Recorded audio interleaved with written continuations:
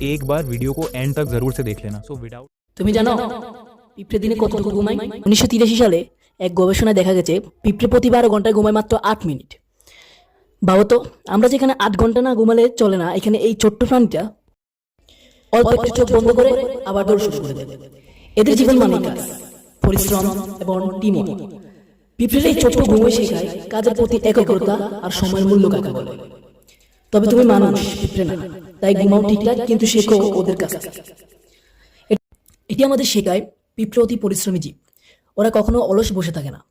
গবেষণা দেখা গেছে কিছু প্রজাতির পিঁপড়ে দলবদ্ধভাবে কাজ করে। এক প্রজাতির পিঁপড়ে প্রতি 12 ঘন্টায় 8 মিনিট ঘুমিয়ে আবার কাজে নেমে পড়ে। পিঁপড়েদের এই ঘুমকে বলা হয় পাওয়ার ন্যাপ, যা তাদের শক্তি রিচার্জ করে নেয় অতি দ্রুত। বিশেষজ্ঞরা বলেন এই আচরণ সামাজিক পোকামাকড়দের মধ্যে কাজের বন্টন ও জীবনচক্রের ভারসাম্য রক্ষা করতে সাহায্য করে।